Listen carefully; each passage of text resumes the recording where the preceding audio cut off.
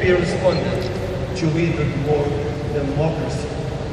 For that reason, we call all the international community to help us. We call on all democrats in Europe, in all around the world, to stand by us defending the rights to under 3 today in Catalonia, such as freedom and political expression and the right to vote, to face up to the abuses of an authoritarian state.